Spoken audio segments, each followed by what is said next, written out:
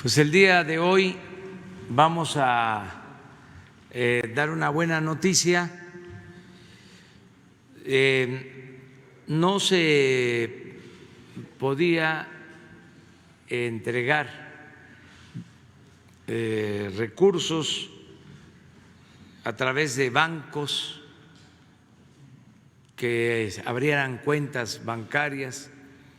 Los jóvenes de menos de 18 años, que coincide con estudiantes de nivel medio superior, los que estudian lo que se conoce como preparatoria, sean colegios de bachilleres, escuelas técnicas, en fin.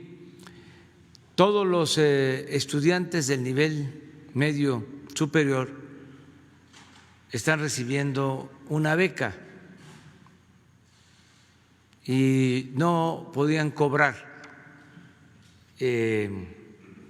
con una tarjeta bancaria porque no se les permitía. Se hizo una reforma legal y ahora van a poder cobrar sus becas ya con tarjetas bancarias.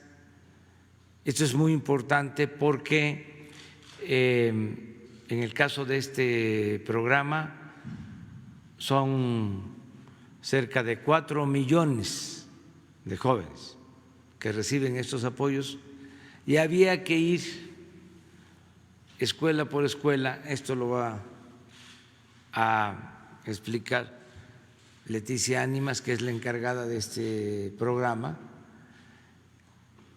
y entregar muchas veces el apoyo en efectivo. Y esto pues significa riesgos de corrupción, de que no les llegue a los jóvenes o que se les quite un porcentaje, el famoso piquete de ojo, el moche. Entonces ahora ellos ya van a tener su tarjeta, son independientes y desde la tesorería de la Federación directo van a recibir sus becas. Esto se logró, repito, por una reforma, y el secretario de Hacienda les va a explicar en qué consistió esa reforma. Lo mismo el secretario de Educación, y Leticia Ánimas les va a explicar cómo se beneficia con esta medida. Entonces vamos a darle la palabra a Arturo Herrera, secretario de Hacienda. Gracias, presidente. Si pudiéramos poner la primera lámina. Efectivamente, como señaló el presidente, nuestro país tenía justo hasta esta semana la incapacidad legal de abrir cuentas para menores de edad, y eso hacía que fuera extraordinariamente complicado hacer transferencias. Como se puede ver, por ejemplo, en la primera gráfica, si nosotros nos vemos con respecto a países del mismo nivel de desarrollo, vemos que hay más cuentas por persona en países como Chile y Brasil, y en gran medida esto reflejaba también que en aquellos países se permitía que abrir las cuentas para menores de diversas edades. En particular, nosotros impulsamos una medida para permitir que se abrieran las cuentas para los menores que tienen entre 15 y 17 años. Estábamos específicamente pensando en aquellos estudiantes de preparatoria que iban a recibir alguna beca a través de los diversos programas o algún apoyo a través de los diversos programas que tiene el gobierno federal. La gráfica del medio nos permite ver que aun cuando se había venido avanzando en esto a lo largo del tiempo, se había avanzado de manera muy paulatina. Solamente un 44% de la población tenía cuentas en el 2015 y solamente había aumentado al 47% en el 2018. Leticia Ánimas hará referencia tan solo de los estudiantes que reciben algún tipo de apoyo a través del gobierno federal que están en este rango. Estamos hablando de más de 4 millones de personas. y como era de esperarse, esto es aún más dramático en las zonas relativamente menos desarrolladas del país. La siguiente, por favor. Bueno, este instrumento va a permitir a los jóvenes empoderarse, que hagan un manejo adecuado de sus recursos, que no haya diversas manos entre que los recursos salen del gobierno federal y que ellos los reciben. La evidencia que tenemos del último año es que, como es natural, los jóvenes son muchísimo más adeptos a hacer operaciones de carácter digital, a operar con sus teléfonos. Entonces, esto va a permitir que se haga en mayor profundidad. La siguiente, por favor. ¿Qué es lo que se va a hacer? Esto proviene de una iniciativa que envió el Gobierno federal a través de la Secretaría de Hacienda al Congreso ya el año pasado, y aun cuando nosotros lo veíamos como una medida muy positiva, en realidad tuvo un debate muy amplio en el Congreso, donde los congresistas no solamente se vieron como aquellos que están discutiendo una ley, sino se pusieron también en el rol de padres de familia y decidieron hacer una distinción. La reforma original que nosotros enviamos lo único que permitía era abrir cuentas para menores de 15 a 17 años. Ellos decidieron hacer una distinción entre dos categorías de menores: aquellos que reciben becas a través de algún programa social y aquellos que están trabajando. La población económicamente activa en México formalmente es a partir de los 15 años. Y se decidió asimismo que tuvieran algunas series de limitaciones estas cuentas. Una de ellas es que a partir de ellas no se puede empezar a tramitar un préstamo para evitar que los menores pudieran endeudarse. La segunda es que el destino principal de estas cuentas va a ser una beca, y por lo tanto se puso un monto máximo en los recursos acumulados que puede tener esta beca, un monto de 18,000 millones de pesos, de 18,000 pesos. Pueden pagar bienes y servicios, y aun cuando la beca, cuando la cuenta es aperturada directamente por los jóvenes, los padres pueden tener, una vez que el joven indique al momento de aperturarla a cuál de los padres o de su tutor, derecho a ver el estado de cuenta de los jóvenes. La siguiente, por favor. Voy a pasar muy rápidamente en esto. Esta es la segunda parte a lo que nos refería. Hay alrededor de 1.3 millones de jóvenes que entre 15 y 17 años que serán también beneficiarios, es decir, podrán recibir los recursos de su salario de manera directa sin que ningún intermediario esté, y eso también le dará mayor seguridad para que no tengan que llevar efectivo. La siguiente, por favor. ¿Qué es lo que se hizo? Esta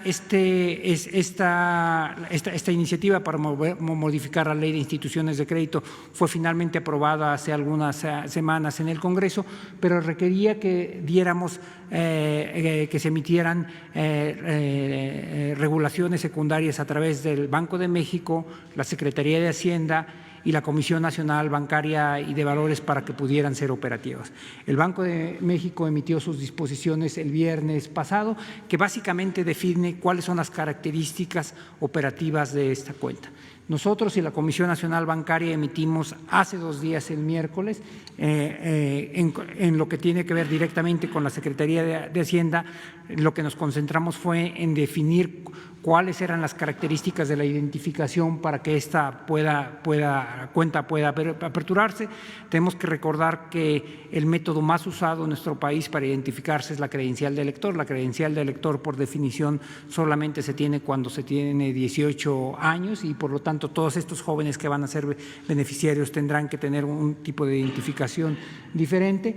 Y finalmente la Comisión Nacional Bancaria y de Valores emitió una regulación para identificar cuáles son las características y los mecanismos a través de los cuales los padres van a tener acceso al estado de cuenta de sus hijos, los padres o los tutores, lo que el padre o el padre que determine el estudiante al momento de aperturar la cuenta. Como decía inicialmente, hay casi 4 millones de estudiantes que reciben becas del gobierno federal y vamos a entrar muy pronto, tanto el secretario de Educación como Leticia Ánimas van a hacer referencia al proceso a través del cual se va a iniciar la aperturación de las cuentas de estos jóvenes para que puedan recibir los recursos de las becas. Muchísimas gracias.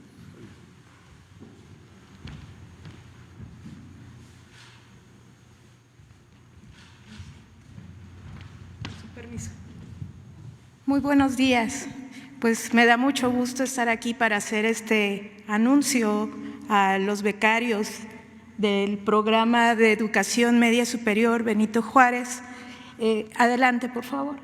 En el país tenemos casi 4 millones de becarios y becarias, son 3.927.625 becarios en este nivel educativo que están distribuidos de esta manera en el territorio nacional y que hasta esta fecha, hasta antes de la pandemia hay que decirlo, teníamos que visitar en más de 13.008 escuelas durante 45, 60 días aproximadamente que duraba nuestro operativo para entregarles un aviso de cobro con el que pudieran acercarse a alguna institución bancaria a hacer efectivo el pago de su beca.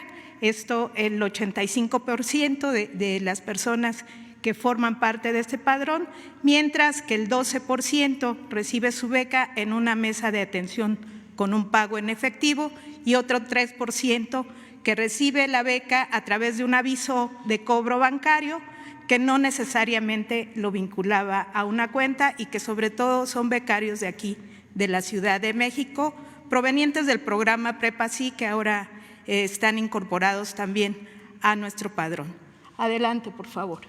Bueno, sin duda, la apertura de estas cuentas bancarias posibilitará y hará más rápida la entrega de las becas. Como les decía, nuestro operativo duraba entre 45 y 60 días. Cerca de 5,000 personas de la Coordinación Nacional de Becas participaba en estos operativos de entrega de los avisos de cobro y bueno, ahora gracias a la aprobación de la ley, pues se permitirá la apertura de las cuentas a los adolescentes que tengan 15 años cumplidos. Adelante, por favor. Estas cuentas no tendrán comisiones, así lo definió el Banco de México, y deberán tener acceso a la banca móvil, a banca por internet y a la banca telefónica. Estos servicios bancarios que van a recibir con las cuentas de los menores, pues no se modificarán a pesar de que en el transcurso de su estancia en el programa las adolescentes y los adolescentes lleguen a cumplir la mayoría de edad. Las cuentas, hay que decirlo también, no aceptan depósitos en efectivo, solamente recursos que provengan de en nuestro caso, de este programa social. Adelante, por favor. Esta es la composición del padrón en términos de edades. Tenemos ahora 2.34 millones de menores de edad y 1.58 millones de mayores de edad, es decir, personas que han cumplido la mayoría de edad durante este último año. Entonces, creemos que todo será más fácil y estaremos pronto comunicándonos con nuestros becarias y becarios a través de los canales oficiales de la Coordinación Nacional de Becas del Bienestar Benito Juárez, de la Secretaría de Educación Pública y de los canales del Gobierno de México para darles a conocer cuáles serán los bancos participantes. Primeramente, pues deberán estar dados de alta en el padrón. Este programa está dirigido principalmente a los estudiantes de educación media superior que están inscritos en escuelas públicas del país del sistema escolarizado. Muchas gracias. Gracias, presidente.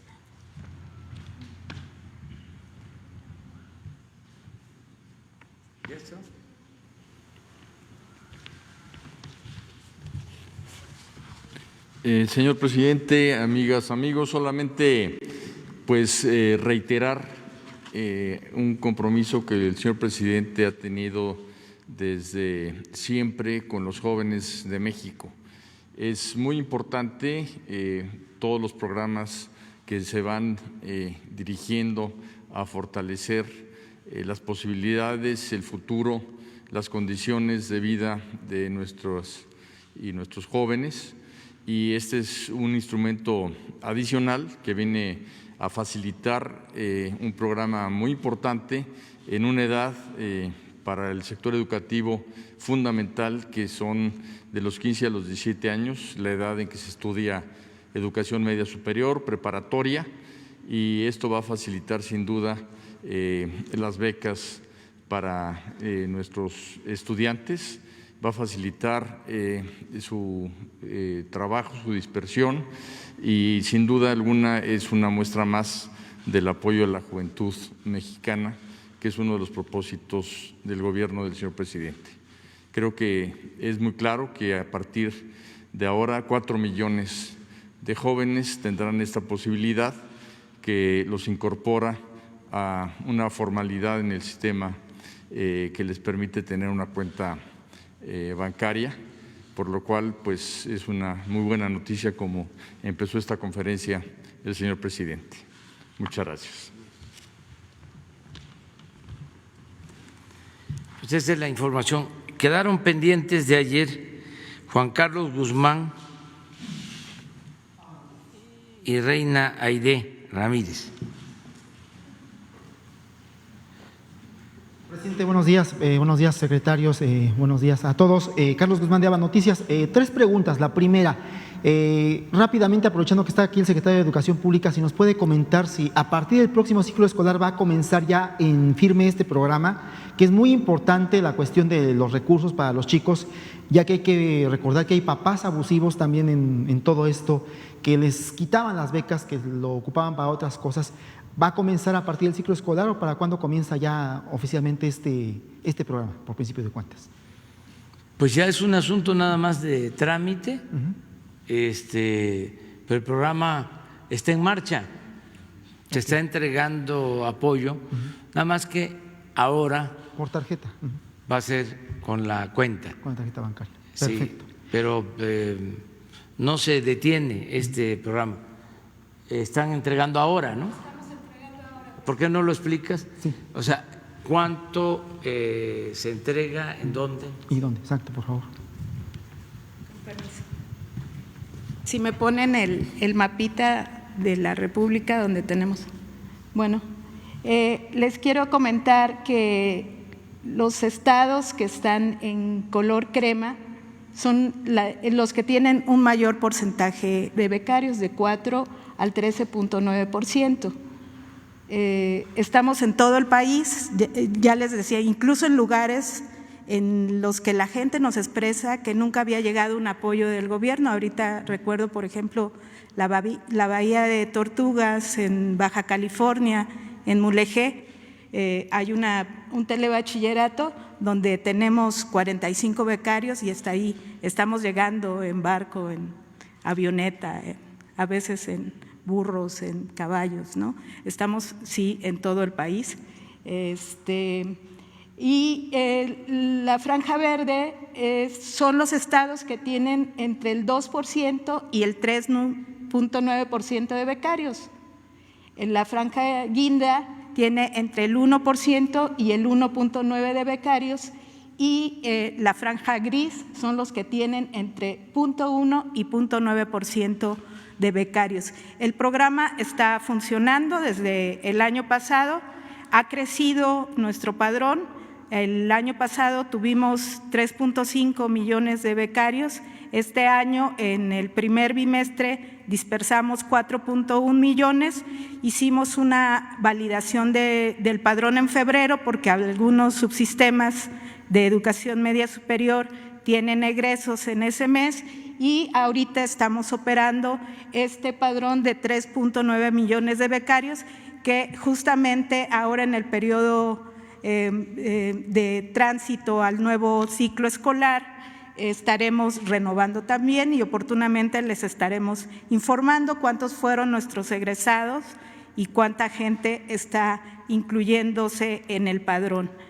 Debo decirles que en estas entregas que hemos hecho en las escuelas hemos tenido también la oportunidad de que cuando detectamos algún estudiante que salió del sistema educativo por causas que no conocemos, pero que muchas veces tienen que ver con razones económicas, los compañeros que están en territorio, los servidores de la nación, van a su casa, lo buscan y los invitamos a regresar al sistema educativo. El objetivo de las becas es eso, que los jóvenes permanezcan estudiando, que concluyan sus estudios y bueno, el hecho de que ahora un solo organismo, como es la Coordinación Nacional de Becas, tenga todos los programas de becas educativas desde la educación básica hasta la educación superior, pues nos permitirá en algún momento ver la trayectoria educativa de los jóvenes, incluso de manera individualizada. Gracias. Miren, aprovechando porque es interesante para el conocimiento de la geografía,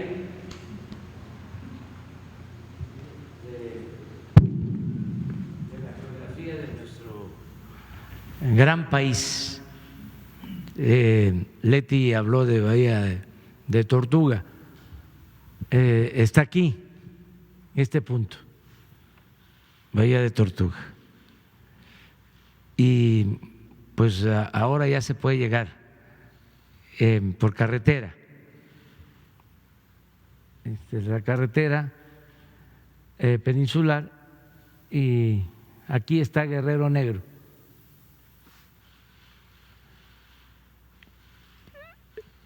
Pertenece al municipio de Mulegé, que es el municipio con más extensión territorial en el país. Este municipio era hasta hace muy poco el segundo, porque el primero era Ensenada, pero ya se creó el nuevo municipio de San Quintín, por aquí. Entonces, hasta allá llegan las becas y desde luego a los que estudian en los lugares más apartados, en la sierra de todo el país. Es universal, es decir, todo el que estudia en el nivel medio superior recibe una beca, el que estudia en escuela pública. La segunda, durante su gira este fin de semana por Veracruz, no sé si le hayan comentado un caso especialmente de violencia política de género. Se trata de el que involucra a Yasmín Martínez Irigoyen de Coatzacoalcos. Ella ha denunciado reiteradamente al alcalde Víctor Manuel Carranza en cuanto a que no puede ocupar cargos públicos porque tiene delitos que le impiden. Esto es de conocimiento también del senador Ricardo Monreal, también de Alejandro Rojas Díaz Durán. No sé si durante la gira que tuvo por Veracruz se le comentó de este caso, señor presidente. Sí, hubo una denuncia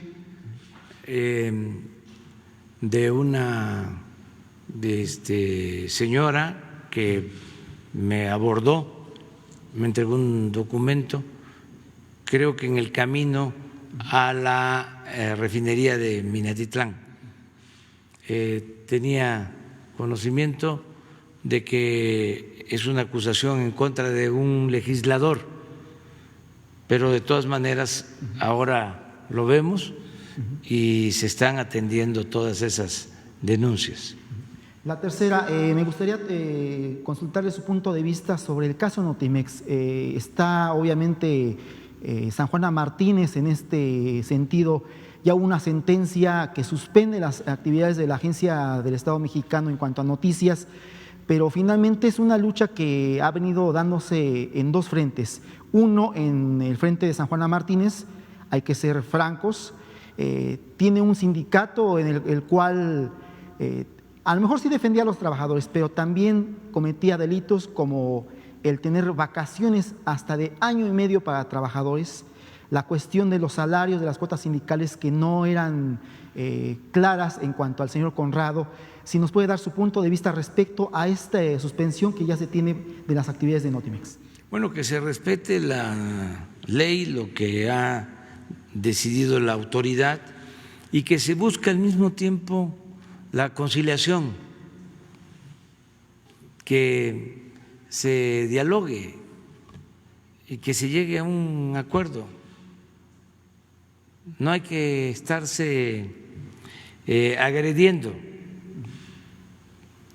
hay que buscar el diálogo y con apego a la legalidad y a lo que es justo, y yo creo que se va a resolver este problema. También no alarmarnos si existen conflictos. Esto es propio de una sociedad democrática. Solo en la dictadura todo el mundo permanece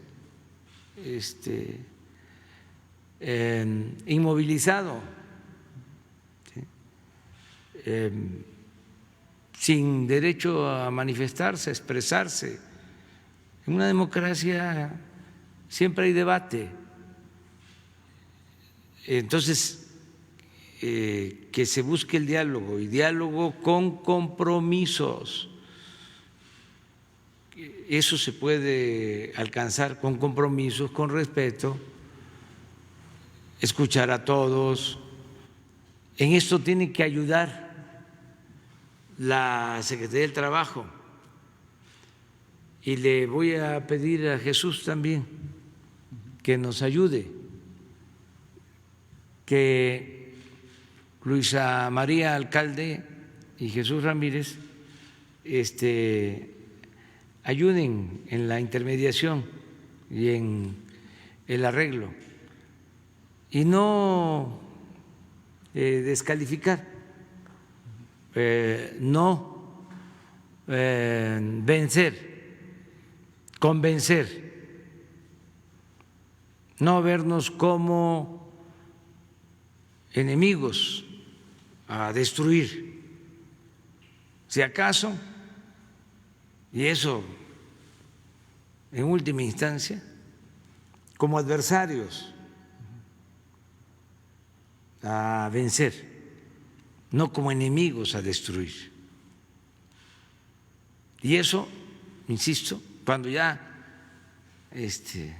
se agota todo, y al final, ya cuando no hay diálogo, ¿no?, se cierra la posibilidad de un acuerdo. Yo soy partidario de que todo se puede resolver, todo se puede arreglar con diálogo, y más diálogo, y diálogo, y diálogo, y diálogo, y cero violencia.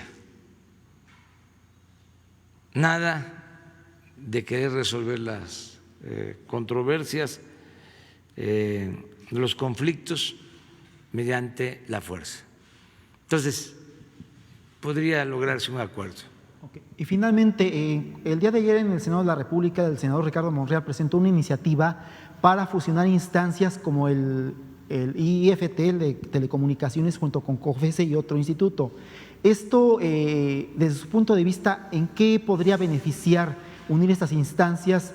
Obviamente, en base a la austeridad que usted está proponiendo, ya parece que Ricardo Monreal tomó palabra de usted y cartas en el asunto. ¿En qué podría beneficiar esta fusión del IFT y COFESE? Bueno, pues yo no conocía de esta iniciativa.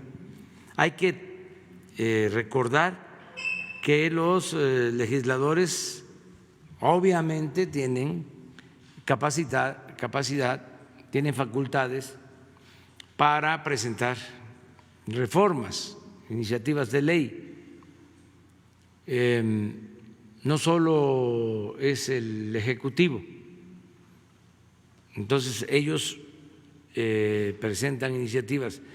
No sabía de esta iniciativa de el senador Ricardo Monreal, pero si ayuda a reducir los gastos. Cuando la conozca, ¿no? Si es para ahorrar, estoy de acuerdo, porque hubo muchos excesos en la creación de organismos, muchos innecesarios y casi todos muy costosos, con mucho gasto. Este organismo, el IFETEL, me comentaban, ya lo dije una vez aquí, tiene como 40 direcciones. Es un aparato burocrático excesivo, pero no es el único caso. El Instituto de Transparencia igual. Y en el caso del Instituto de Transparencia, su presupuesto es más de 1,000 millones de pesos al año. No hay que olvidar que eso es dinero del presupuesto, es dinero del pueblo. Y se les hizo fácil, fue parte del modelo neoliberal, ir creando todos estos aparatos, pantallas, porque este Instituto de Telecomunicaciones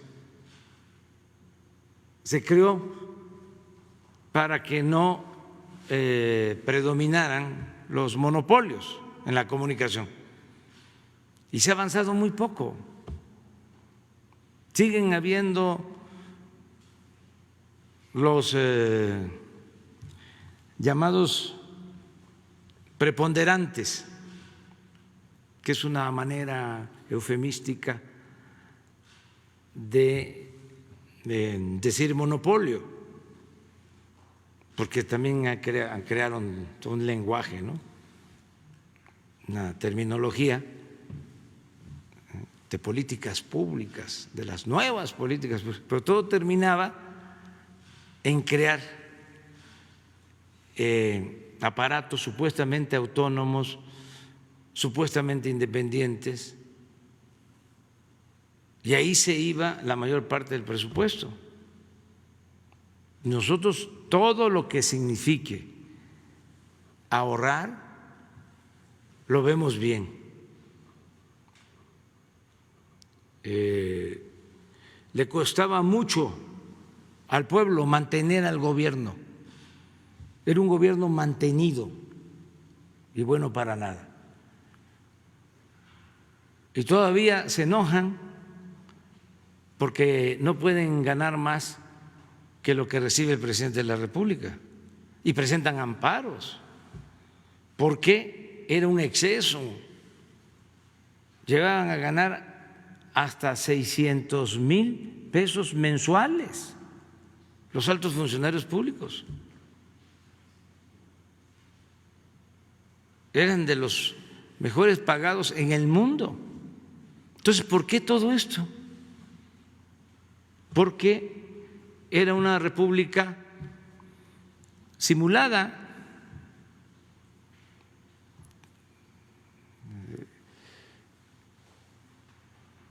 No había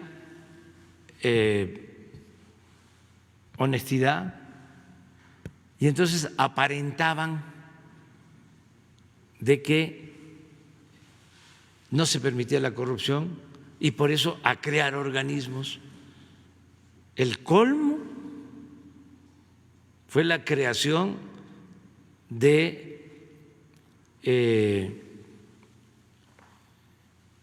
esta institución de combate a la corrupción, Sistema Nacional Anticorrupción.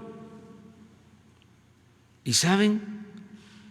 Empieza el debate para crear el Sistema Nacional Anticorrupción y la corrupción no era delito grave,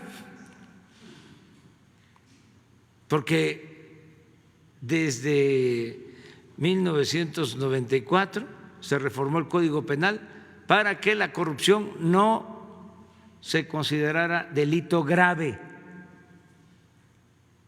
Y están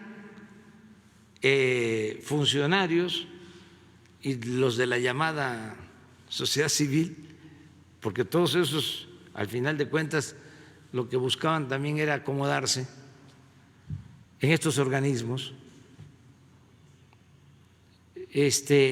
hablando del Instituto Anticorrupción, cuando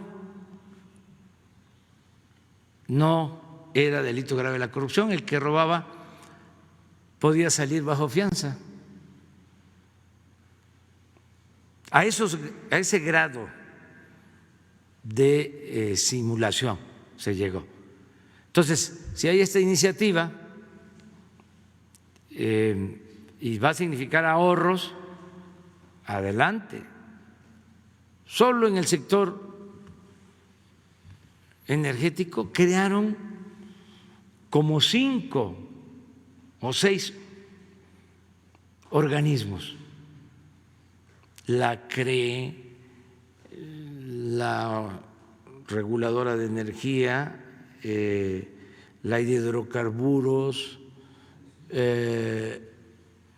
otra que hay para administrar los fondos derivados del petróleo, en la industria eléctrica lo mismo,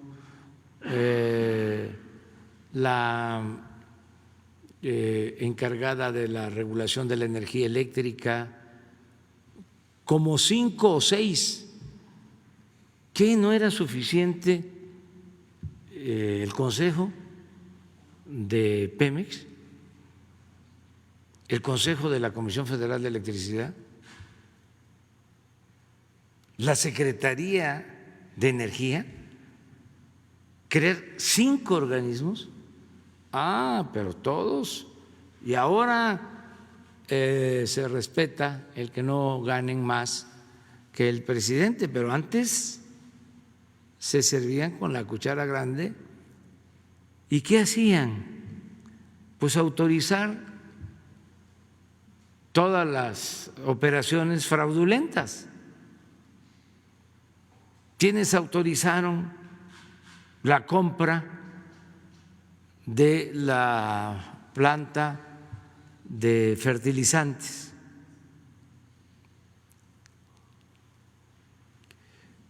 Este escándalo de corrupción de Fertimex, pues esos organismos. ¿Quién aprobó que se le entregara gas a precios bajos, en condiciones leoninas, a Odebrecht? Pues esos organismos. Entonces, ojalá y se queden los indispensables, los que ayuden al bienestar del pueblo, no para darle trabajo a los amigos, a los familiares, a los compañeros de universidad, de las escuelas surgidas en estos periodos también, de las nuevas escuelas. Entonces, todos estos organismos llenos de profesionales surgidos de las universidades que estaban de moda o institutos de moda durante el periodo neoliberal. Oficinas en el extranjero, esto de ProMéxico, 60 oficinas en las ciudades más importantes del mundo, y todos con personal. ¿Y quiénes trabajaban ahí? La mayor parte puro recomendado de los altos funcionarios públicos y de los que mandaban en el gobierno.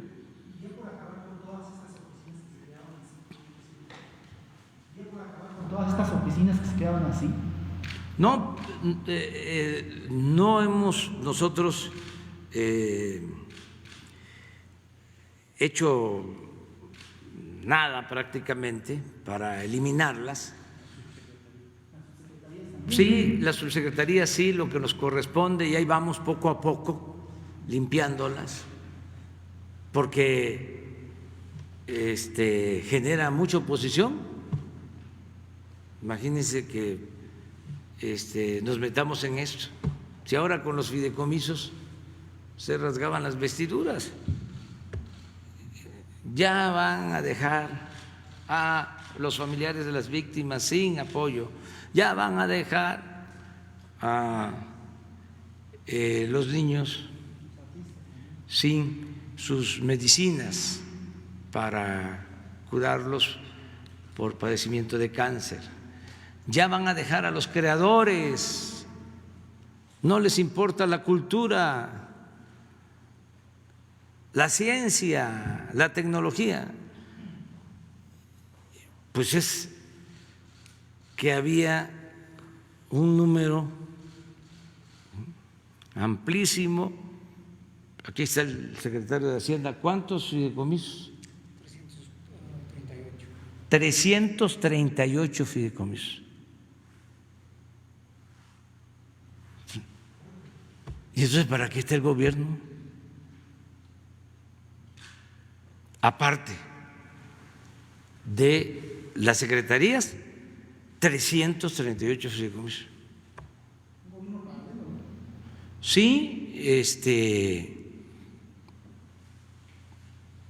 de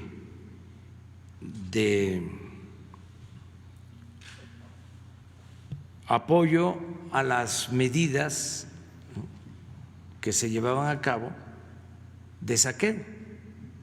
Necesitaban legalizar el fraude, el saqueo.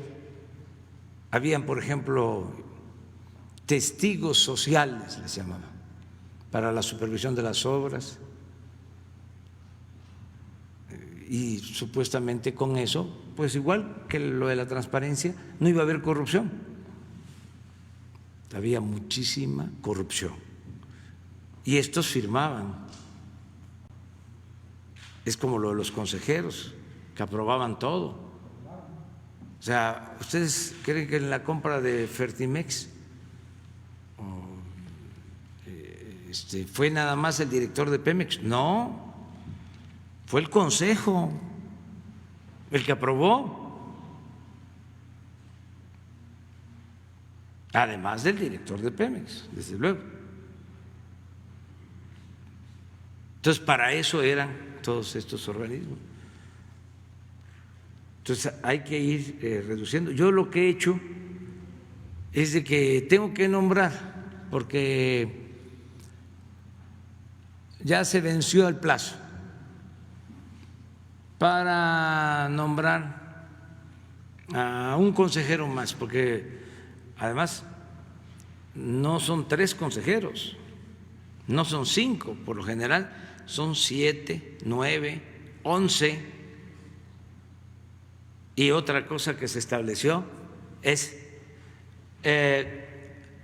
duración en el cargo, son inamovibles para 12, 15 años. Buenos sueldos. Entonces, cuando queda una vacante, me doy mi tiempo, porque no hace falta.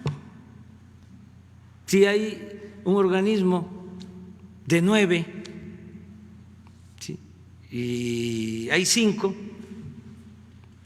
pues esos 4 pueden esperar y nos ahorramos los sueldos. Vamos ahorrando.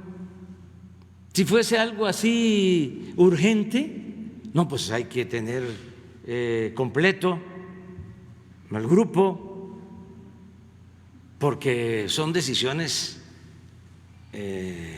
trascendentes, fundamentales para el desarrollo de México. Pues no pasa nada, porque no cumplen una función básica. Ahí tengo, creo yo, como para 20 o 30 nombramientos. Y voy esperando lo que me corresponde a mí, proponer al Senado, porque pues son por cada uno, en términos generales, como 200,000 pesos mensuales. Entonces, es ahorrar. Y si el Senado está haciendo esta reforma, pues lo que importa es que se ahorre. ¿Para qué? Para que no nos ensimismemos, que no se gaste todo el presupuesto en mantener al gobierno y que no haya dinero para la gente, para los que lo necesitan. Entre más aparato burocrático, entre más se gaste en mantener al gobierno, menos recibe la gente de apoyo. Estas becas, ¿cuánto es la inversión nada más del programa de becas de media superior? Casi 6,000 millones trimestrales. Sí, pero al año 30,000 millones. Sí. Aproximadamente 30,000 millones. Pues, ¿cómo podemos financiar esto? Pues con los ahorros. Si no, no podríamos. Bueno, pero eso es lo que te quería comentar. Reina.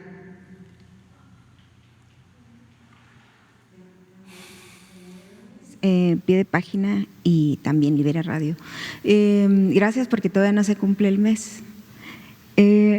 Son dos cosas. Aprovechando lo que acaba de decir, creo que es un buen consejo para los legisladores de Morena en Sonora que ahorita están renovando la anticorrupción y que pues tampoco no ha servido de nada y se pelean por los partidos por meter a sus afines y hasta ahorita no ha servido de nada. Entonces, ojalá tomaran ese consejo de tomarse su tiempo para elegir a gente que no hace nada. Y lo otro es sobre la preocupación. Hay un plantón allá afuera que mañana cumplen ya una semana los familiares de personas desaparecidas en el país. Y su principal punto es que tienen una preocupación por la operación de la CEAP, que a principios de mes dio a conocer un comunicado donde dice que le va a afectar mucho el decreto de austeridad y habla de que prácticamente no tiene dinero para nada porque se creó de una manera donde se gasta 121 millones de pesos en gasto corriente, rentas y etcétera. Entonces tienen ellos esta preocupación de qué va a pasar con la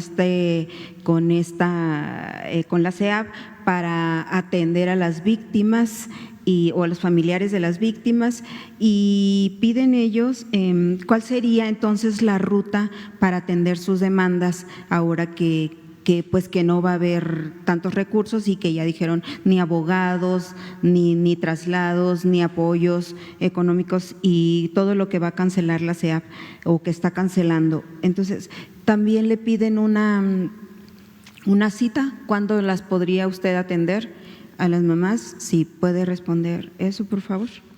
Sí, acabo de hablar con la secretaria de Gobernación para que los atienda. La licenciada Olga Sánchez Cordero los va a atender hoy mismo. Conozco sus peticiones, no deben de preocuparse porque no van a suprimirse los recursos destinados a familiares de víctimas. No se suprime. Hubo una mala información, como todo, distorsionan las cosas. Y en este caso hasta contribuyó la directora, Así es. porque ella dio a conocer un documento, cosa que no debió hacer. Es libre, pues, y aquí no se le impide a nadie que se manifieste, pero en el supuesto de que se aplicara el decreto de disminución del gasto, que aclaro es a partir de mayo, ya lo que se ejerció, sino lo que no se había ejercido de mayo a la fecha, y empieza a aplicarse a partir de mayo o a partir de junio. A partir de mayo. A partir de mayo. Entonces, lo que en dos partidas, gastos de operación y servicios generales, nada más. Los entes de derechos humanos estaban exentos en el propio decreto. Estaban, sí, Es que ni siquiera les sí, aplicaba pero eso allá voy. Entonces, pero bueno, aún así, la disminución es el 75%. 75. De lo que faltaba por ejercer. Quiere decir que de eso, ¿sí?, se les dejaba el 25%. Ajá, sí. Si nos faltan para terminar el año 6 meses, 7, pues ellos tenían para 2 meses. Se les iba a terminar. 139 dicen, el Sí, cálculo. 2 millones. meses, ahí en julio, pues vamos a decir, les alcanzaba. Y desde antes de eso empieza la protesta, y de manera injustificada. A ver si no tienen el decreto. También se quejan Porque de ella. los derechos humanos se consideraron como prioritarios en el decreto. Lo que dice Ah, sí. Arturo no aplica para los proyectos prioritarios. Un problema de comunicación, de entendimiento. De comunicación. Y pues cómo vamos nosotros a dejar sin apoyo a familiares de víctimas, cómo vamos a dejar sin medicina a los niños enfermos de cáncer. Bueno, ni a los que reciben becas de estudio para posgrado en ciencias, los creadores, escritores, artistas. No podemos hacer eso. Es poner orden, porque como se comprenderá, más de 300 fideicomisos. Sí. Es un asunto totalmente anormal, y muchos de estos fideicomisos con dinero manejado de manera discrecional. Los debería de transparentar, los 300. ¿Cómo? Debería de transparentarlos. Sí, lo que estamos haciendo es que Hacienda recoge, ¿sí?, todos los recursos y entregar los apoyos de manera directa. Si es una familia con una persona desaparecida, se le está entregando un apoyo de conformidad con la ley, pues entregárselos de manera directa, como las becas, ya sin intermediarios. Bien. porque para todo creaban aparatos. Había que ayudar a los adultos mayores, el Instituto para la Atención a la Tercera Edad, el Instituto para la Atención a los Adultos Mayores. Y ahí se quedaba el presupuesto y no le llegaba nada a los adultos mayores. Ahora es distinto, es directo. Entonces, no sé si los proyectos prioritarios, ahí están. A ver. De los últimos. Estos proyectos, a ver. Está el 38, defensa de los derechos humanos. Es este, 38. Estos no solo mantienen su presupuesto, estos 38 programas prioritarios tienen una ampliación de 50,000 millones de pesos. Ahí entra la CEAP. Sí, derechos humanos. Ok. Entonces, pero también hay otro tipo de peticiones, o sea, hay un cuestionamiento a que se está manejando mal o se está administrando mal. Y quejas este de organismo. maltrato de los funcionarios. Sí. ¿Es algo general eso, presidente? General. O sea, lo primero que hacen es el aparato, director general, coordinador general, 5 o 6 coordinaciones, ¿sí? Si es para apoyar a familiares de desaparecidos, el coordinador general, el director de atención a familiares, el director para investigación institucional, el director de relaciones públicas, algunos se aventaban hasta director de comunicación social, Sí. luego asesores, 5, 10 asesores, y abajo seguía la estructura. Entonces, el dinero, pues vean cómo está el IFETEL. Sí. Es una araña. Su estructura, su organigrama, a ver si un día lo ponemos aquí, ya que estamos en esto, porque es importante, Sí. de cómo abusaron. Eso fue el modelo neoliberal y un día vamos también a dar a conocer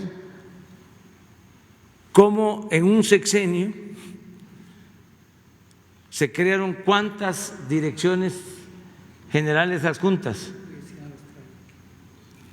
pero como cuántas.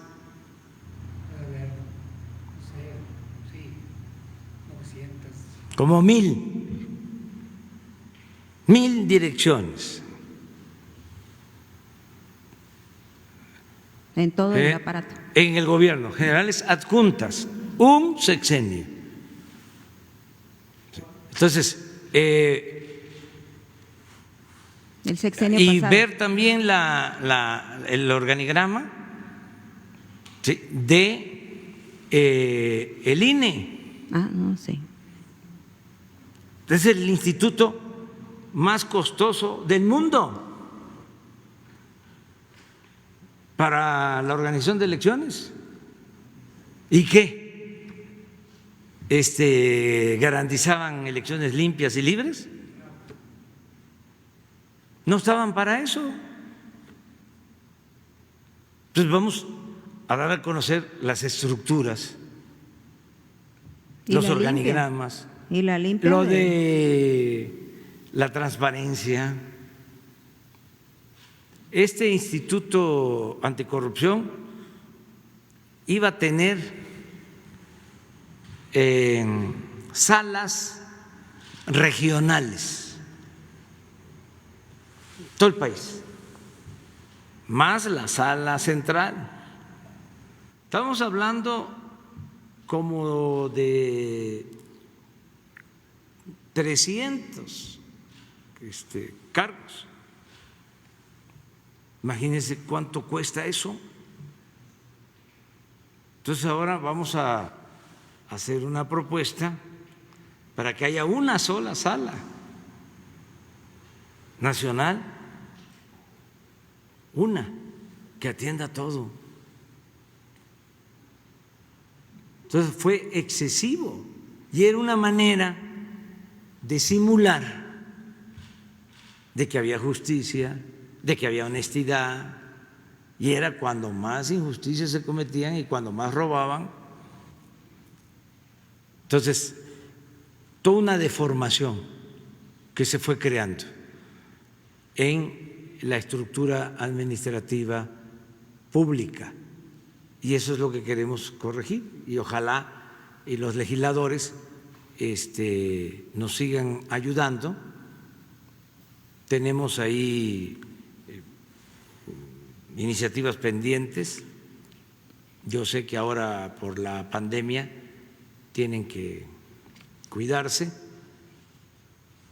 pero ojalá y resuelvan por conferencias, teleconferencias, porque ya también es mucho tiempo que está parado el poder legislativo y el poder judicial. Es mucho tiempo y hay una emergencia, pero la emergencia no solo es sanitaria, también tenemos que atender las necesidades económicas, sociales del país y del pueblo. Entonces, se necesita resolver lo de los fideicomisos. ¿Por qué nos importa que se legisle sobre esto? Porque vamos a reunir alrededor de 250,000 millones de pesos que están dispersos.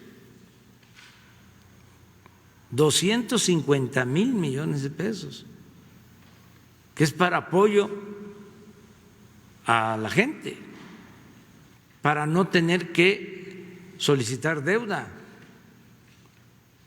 porque eso es lo que quisieran, que no, ¿para qué llevas a cabo esas decisiones? ¿Para qué se llevan a cabo esas decisiones? Deja las cosas como están y recurren a deuda. Dice, ya va a pasar, ahora se está cayendo la economía, ni modo, va a aumentar la deuda con relación al producto, pero el año que viene, o el 22 o el 23, o los que quedan, va a mejorar la economía, aumenta el Producto Interno Bruto y entonces se puede bajar la deuda. No. ¿Y qué pasa si salimos de esta y viene una recaída, un rebrote en lo económico y ya con techos de deuda elevadísimos? Entonces hay que actuar con responsabilidad y apretarnos primero nosotros el cinturón, el gobierno, para tener finanzas públicas sanas. Pero bueno. Ahí mismo en lo de los derechos, la impunidad, parece que están teniendo tropiezos para combatir la impunidad, tropiezos legales o barreras o piedras porque ¿cómo va lo del combate a la impunidad en el caso de personas desaparecidas y de víctimas en el país? Va avanzando.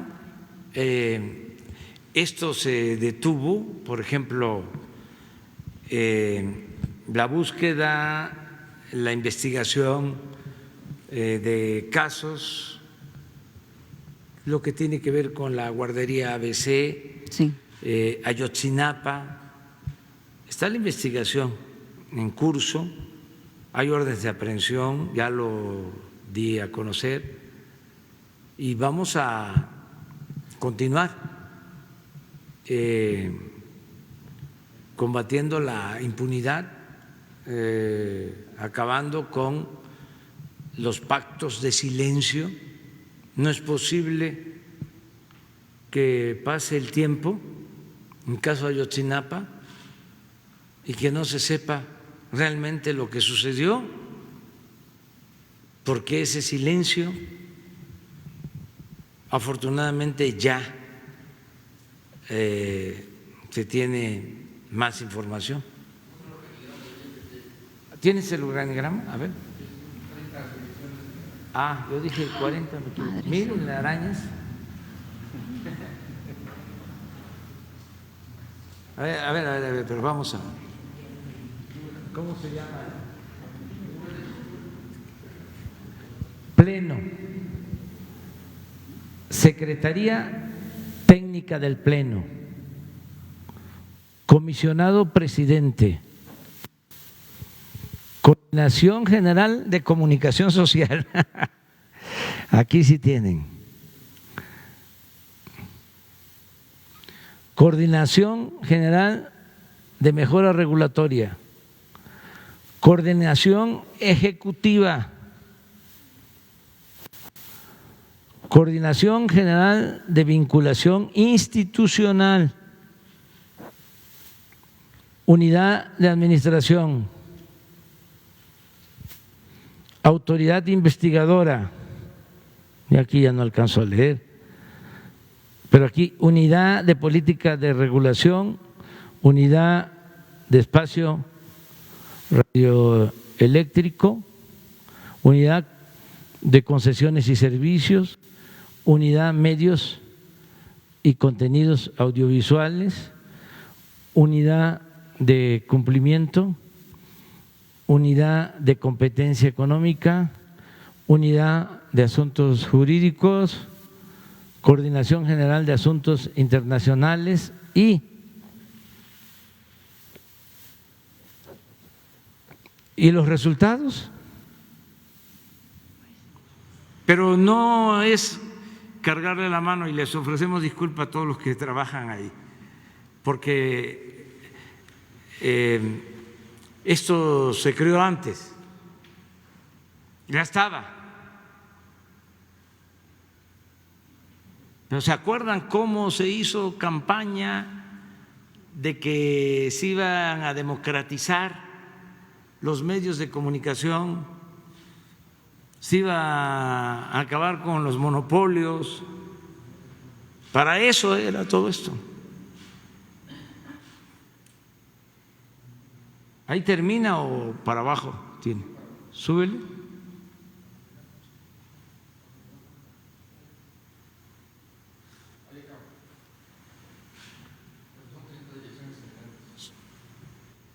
¿Cuántas?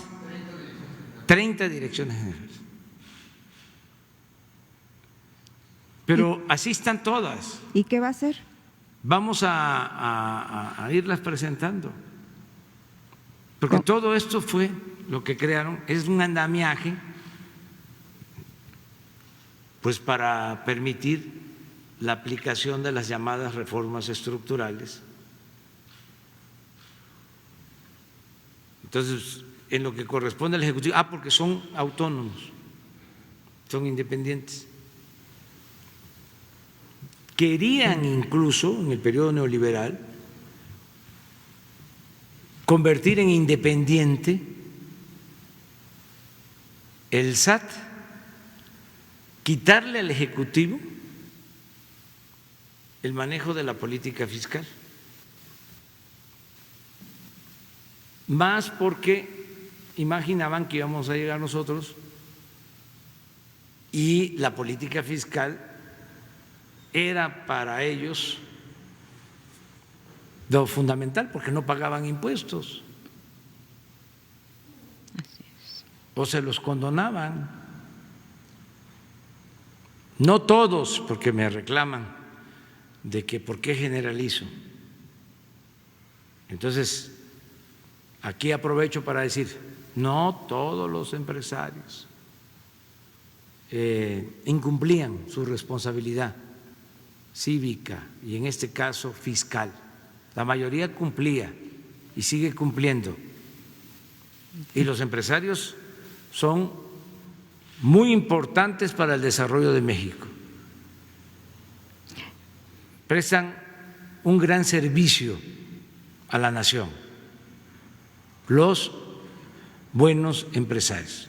Pero hay un grupo, fueron creando un grupo que ni siquiera en sentido estricto son empresarios, son traficantes de influencia. Esos son los que echan a perder todo. Ahora pronto vamos a dar a conocer todo el gran fraude que se cometió con las facturas falsas, miles de millones de pesos. La semana próxima. Okay. Porque hacían lo que querían, habían despachos con apoyo de gente influyente, engañaban a muchos, otros cayeron en la trampa, tenían que pagar 500,000 pesos y les decían, si me das 100, te ahorras 400, yo me encargo de resolverlo. Y llevaban a cabo una serie de operaciones fraudulentas y entregaban facturas falsas, y así se defraudó a la hacienda pública en miles de millones de pesos. Entonces, ese es un expediente abierto.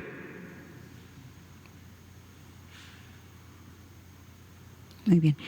Le doy mi… Claro que el que actuó de buena fe, pues a ese se le va a dar la oportunidad de que se regularice y se le va a notificar cómo está su situación. Presidente. Pero vamos a presentar aquí todo esto. Muy Pero en bien. fin, bueno, ya. Mi segunda pregunta, porque usted se comió con lo del IFETEL, es… Bueno, yo aprovecho también, ¿no? Pues sí, está bien, está bien. O sea, Que más o menos es parte con lo mismo, pues corrupción, todo.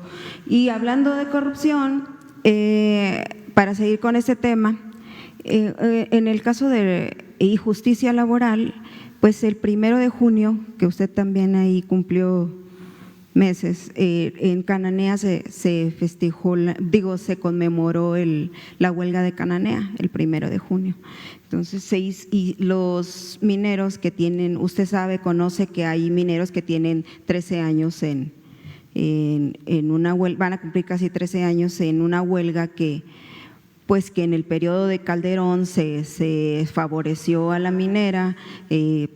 Estaba Gómez Mon, estaba este señor que ahora García Luna, entre todos Lozano, entre todos ellos hicieron una especie de operativo para beneficiar a la minera, Grupo México, cuando se hizo se inició esta huelga, y pues se confabularon para invalidar ellos legalmente la huelga, que ahora está en la Comisión Interamericana de Derechos Humanos, pero también tienen ellos la promesa de usted de tratar de resolver este asunto para que salga con dignidad. ¿Qué mensaje les envía?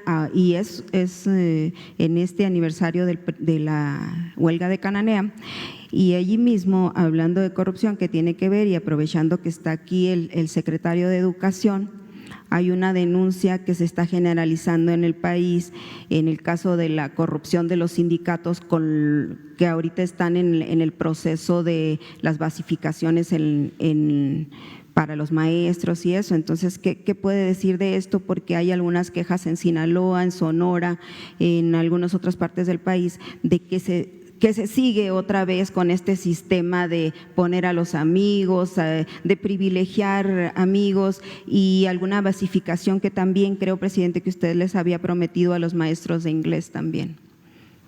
Bueno, en el caso de la huelga de Cananea, ¿sí? El aniversario pues es un hecho histórico, ¿sí? Y el conflicto actual está en autoridades laborales, incluso en organismos internacionales, y lo que nosotros ofrecemos en estos conflictos es actuar con imparcialidad, no hacer en efecto lo que anteriormente se llevaba a cabo, que por consigna se perseguía y se beneficiaba a otra parte, se perseguía a unos y se protegía a otros. Eso ya no lo hacemos. Vamos a ver en qué está el conflicto. Seguramente la secretaria del Trabajo tiene todos los antecedentes y vamos a informar pronto sobre esto. Hago ese compromiso. Yo quiero mucho a Cananea, no solo porque ahí nació el movimiento revolucionario, es cuna de la revolución. Esa huelga fue histórica. Después de esa huelga, la de Río Blanco, pero ahí empezaron a expresarse las inconformidades y tenemos que recordar con mucho afecto, con respeto, a los obreros que perdieron la vida, a los que estuvieron en la cárcel, en el caso de Cananea, estuvieron a punto de ser fusilados los dirigentes, Esteban Vaca Calderón y otros, y es interesante porque había una decisión de los hombres fuertes del Porfiriato de fusilarlos y mandaron un telegrama de que lo mejor era fusilarlos para dar un escarmiento, y Ramón Corral era el secretario de Relaciones en aquel tiempo y les mandó a decir que no, que iba a ser un escándalo. ¿Cómo que los iban a fusilar? Eso planteaba el gobernador, el comandante general en Sonora. El caso es que no los fusilan, pero el mismo Ramón Corral les dice: les voy a mandar mejor un juez para que les ayude a que puedan ir a la cárcel y no salir. Esa es una mejor manera. Y mandó a un abogado de apellido Sodi. Esto, 1906. Este abogado Sodi con el tiempo terminó de presidente de la Suprema Corte de Justicia. Bueno, el caso es que a Esteban Vaca Calderón y a todos los dirigentes a San Juan de Ulúa. Y desde 1906 hasta 1911, que triunfa la revolución maderista, salen de San Juan de Ulúa. Entonces, ¿cómo no recordarlos? Y cómo no recordar a Madero, de que al llegar para afuera todos los presos políticos. Y luego vino la huelga de Río Blanco, también les fue muy mal a los trabajadores, mucha represión. Se habla que llenaron un vagón de ferrocarril con los trabajadores fallecidos, asesinados. Y el vagón fue a Veracruz y los tiraron al mar.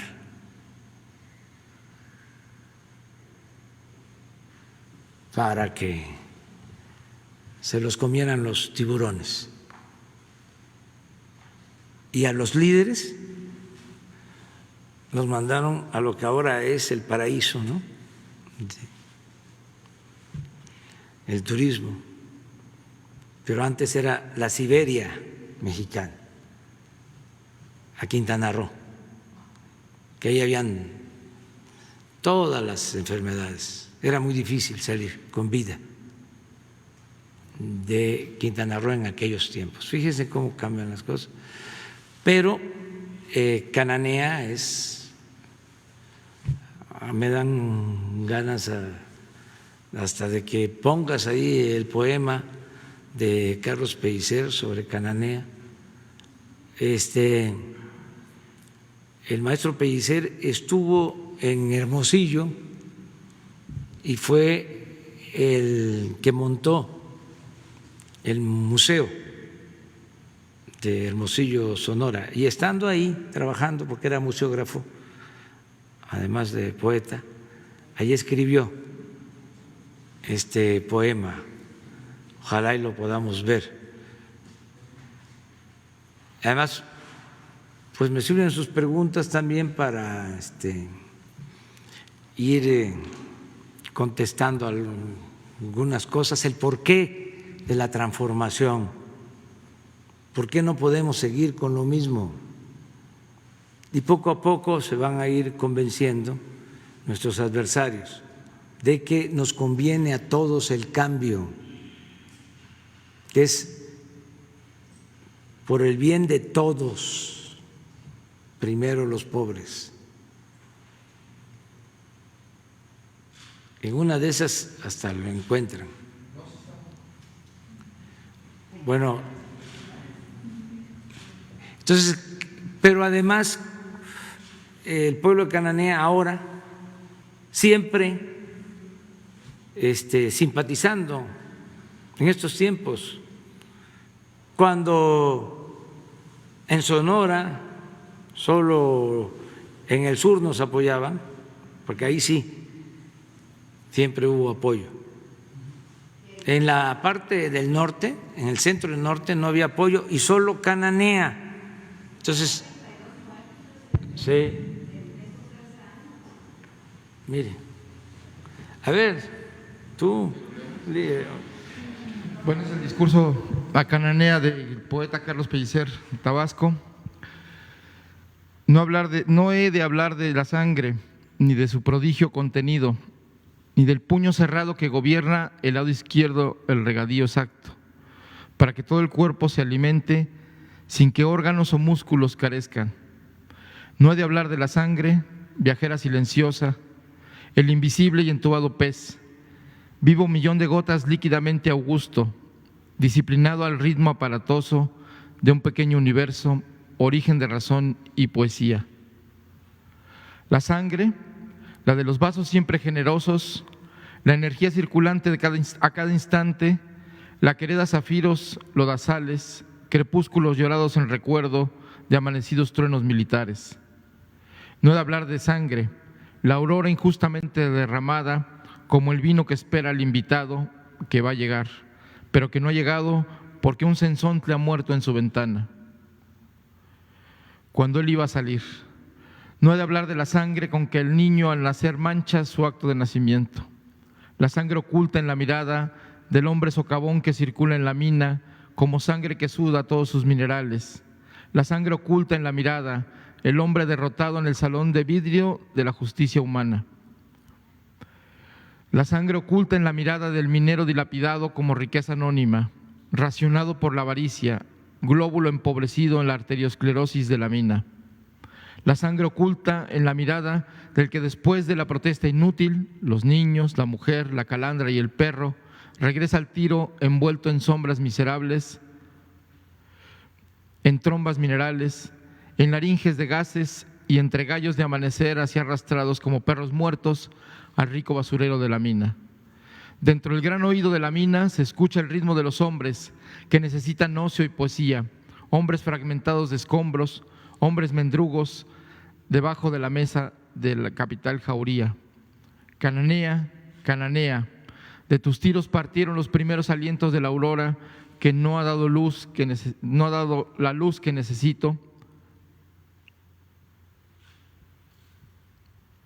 Le falta. ¿Se corta? ¿Se corta ahí? No, pero ahí viene porque vincula también lo que pasaba entonces en América Latina. Sí.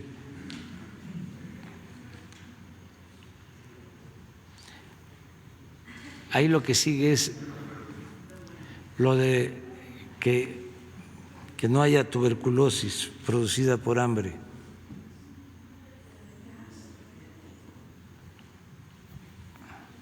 ¿Ya no sale? Ponla así, ponla así. Ahí te acercas. Sí, ¿dónde quedamos? Justicia humana en la mina. La sangre oculta en la mirada del que después de la protesta inútil, los niños, la mujer, la calandra y el perro, regresa al tiro envuelto en sombras miserables, en trombas minerales, en laringes de gases y entre gallos de amanecer, así arrastrados como perros muertos al rico basurero de la mina.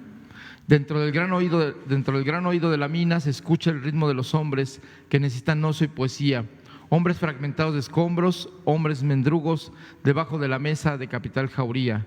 Cananea, Cananea, de tus tiros partieron los primeros alientos de una aurora que no ha dado luz que necesito para decir de pueblo en pueblo que ya no hay tuberculosis producida por hambre, ni banquetes de bodas de 110,000 pesos, que ya no hay grandes puercos que ocean entre la sangre y la traición. Verdad, Señor y Dios mío Jesucristo, que así Pérez Jiménez y Trujillo y Somoza y Rojas Pinillas y Castillo Armas, el inefable azul de Guatemala, sean pues más bandidos, pero menos ridículos. Me impiden con su estiércol caminar por mi América. Cananea, Cananea, ¿imaginas el día en que venga a decirte a tu oído de cobre que no habrá más reuniones con visos de naufragio en Panamá, donde el primer Roosevelt cometió el Panamá que dejó sin su brazo glorioso a Colombia, allá donde Bolívar llora más aún que en Caracas? Tu sangre y protesta son el árbol que guarda su banderín de pájaros, rodeados girasoles de salud y belleza, poblados de palabras que convengan al hombre. Cananea, Cananea, tu nombre resuena a arenas movidas por el agua, en el que se baña el día surgido de tu pecho. Joven como el tumulto que agrupa su escultura, apretada de brazos con que abrazas a México. Sobre muros que duelen pintó Diego Rivera la entrada y la salida de la mina. Chorrean dolor y rabia y vergüenza. Yo vi pintarlos cuando el día brotaba en mis manos y entre huracanes de águilas rompí mi corazón. Para encubrar luceros tengo la voz a ti. Tus noches minerales acarrean relámpagos que abren en un fulgor las tormentas del mundo. Llevo la cuenta en túneles de avaricia y cansancio, y en el rayo de sol de Tabasco he de contar un día, cuando vuelva a Tabasco, lo que pesa el diamante que arrancaste al subsuelo. Huelga de Cananea, alborea, alborea, alborea. Bueno, vamos.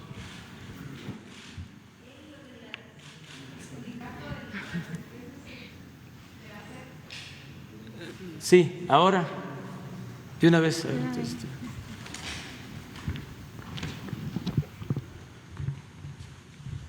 Me repite la pregunta porque el sindicato es muy grande. Sí, comentaba que hay quejas en el caso de Sinaloa y de Sonora y de algunas partes del país, que en este proceso que tienen ahorita de basificaciones están haciendo, dicen ellos que están haciendo, pues poniendo familiares, privilegiando lugares para las basificaciones. En algunos lugares hablan de que se dio una sola basificación. En el caso de Sonora, por ejemplo, hay un grupo de los maestros de inglés que también están esperando esa basificación, que dicen que ya estaba todo programado, ya está todo aceptado para que se haga y no se ha hecho. Quieren saber si ¿Qué es lo que va a pasar con esto? Y sobre todo la pregunta precisa y específica para usted es ¿cómo es esta relación con los sindicatos? ¿Qué tanto se ha bajado la corrupción o qué se está haciendo para que termine este tipo de corrupción que hay en los sindicatos y con la SEP que había antes, para que ciertas personas decidieran quiénes eran basificados, quiénes no, como parece que está volviendo a ocurrir? Recordarán ustedes que cuando estábamos discutiendo todas digamos, la abrogación de la reforma educativa y la creación del nuevo acuerdo educativo, las nuevas leyes secundarias, una de las cuestiones que quedó asentada en la ley de manera muy clara era que los procesos de asignación de plazas, los procesos de ingreso al magisterio y de promoción fueran transparentes, y se creó todo un sistema que es transparente en donde no participan los sindicatos. Antes ellos tenían pues una participación muy fuerte, y cuando no se podía participar con base legal, recuerdan también que denunciamos lo que llamé en aquel momento el huachicol educativo, y era que se les daban recursos a las secretarías estatales para que crearan plazas fuera del sistema de creación de plazas ordinario, legal. Todo eso desapareció, de manera que se ha avanzado de una manera muy importante. Los estados de la federación son los que administran en cada estado toda la educación. Nosotros somos en ese aspecto normativos, pero estamos en una constante comunicación y vigilancia para que todos estos procesos se den de manera transparente. Cuando no ocurre así, acudimos a cualquier denuncia específica que nos hacen llegar, y yo le pediría a usted que si tiene una denuncia específica nos la acerque, y con todo gusto participamos en que se investigue.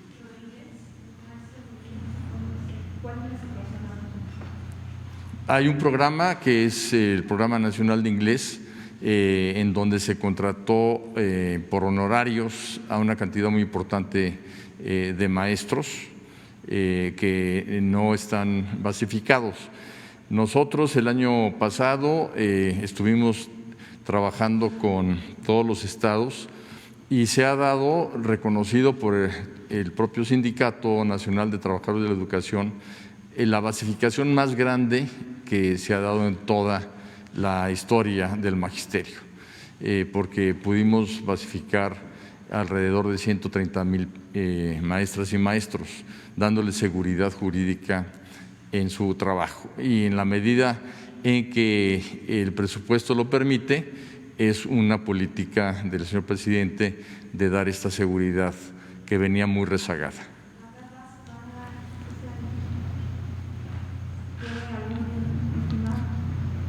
Bueno, vamos a esperar el presupuesto del año que entra para ver cuánto es lo que se va a poder basificar, y también trabajamos, cuando hay economías, en utilizarlas para regularizar a todo el magisterio. Recordemos que es Tenemos alrededor de 1.200.000 maestras y maestros activos y la situación que encontramos fue de un enorme rezago administrativo.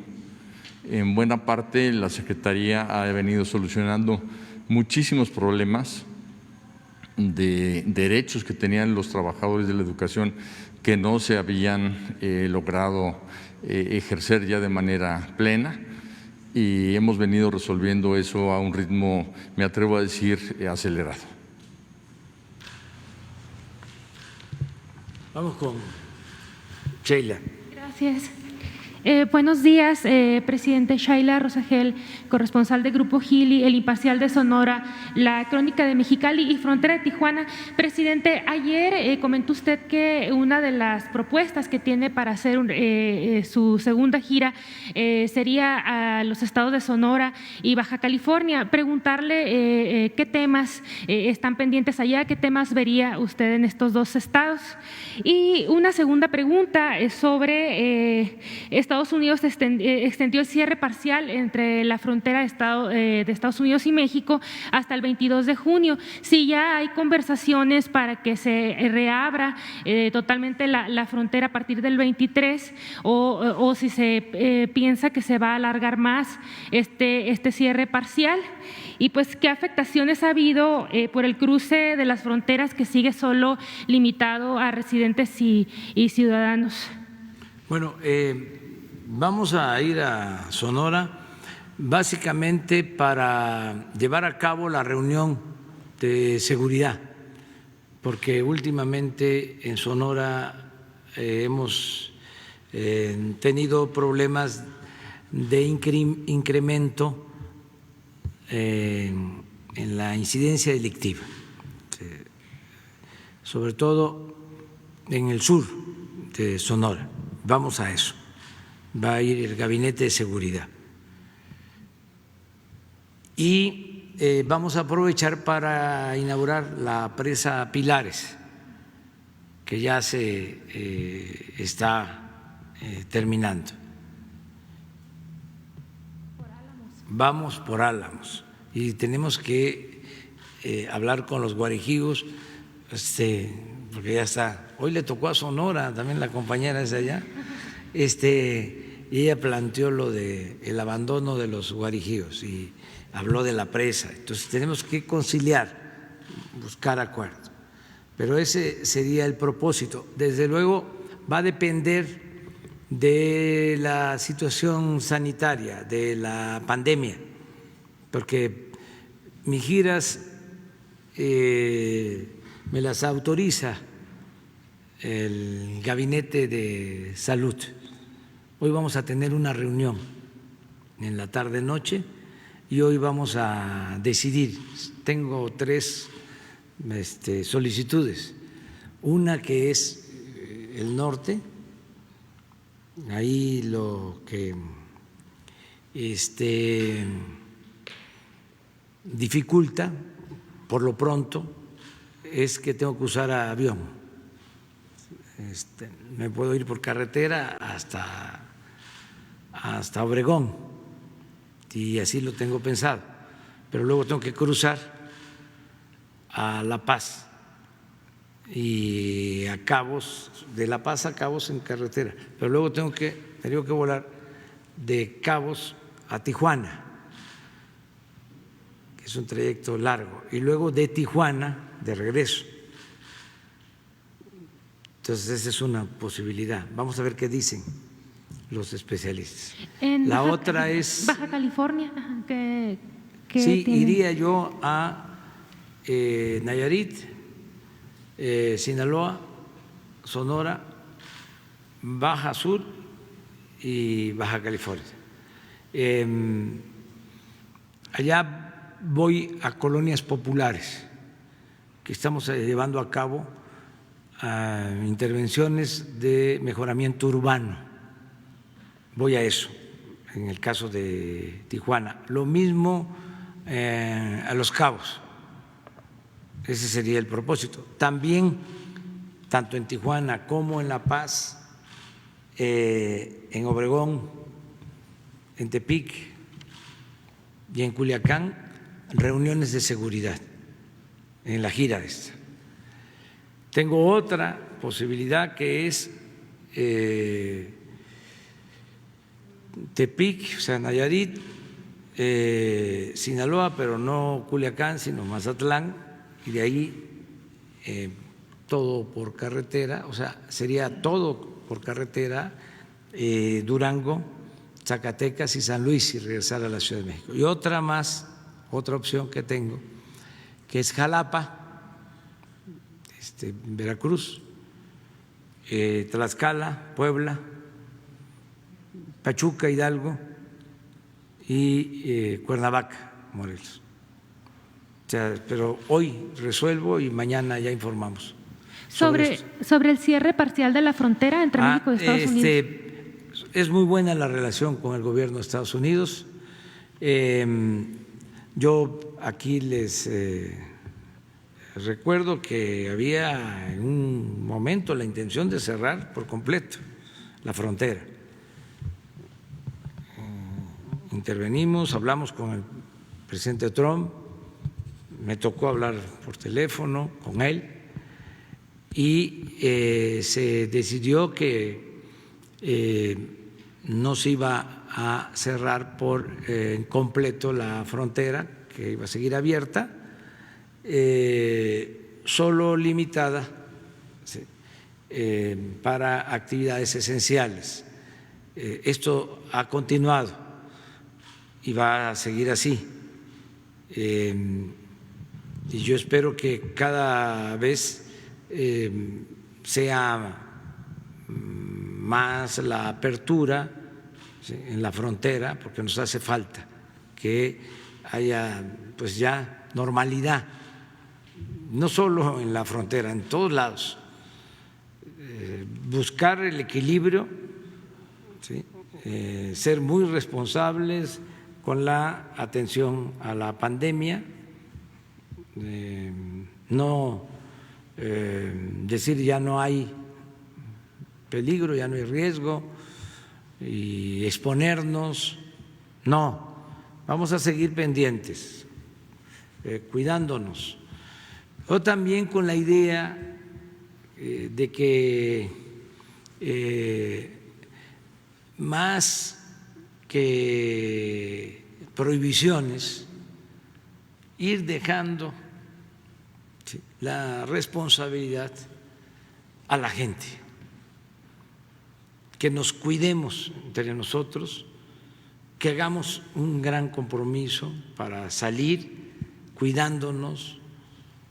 De por sí, desde el inicio, no hemos utilizado medidas de prohibición, hemos buscado siempre convencer que sea voluntario. Ahora que se va a iniciar, ya comenzó el proceso de reapertura hacia la nueva normalidad, lo mismo, que no sea la autoridad, sino que cada uno de nosotros podamos actuar con libertad. Por encima de todo está la libertad, y que actuemos en forma responsable, porque también tenemos que vencer no solo la pandemia, sino también vencer nuestros temores, nuestros miedos. Desde luego, con cuidado, pero como ha pasado mucho tiempo con el confinamiento, sí hay temor a salir.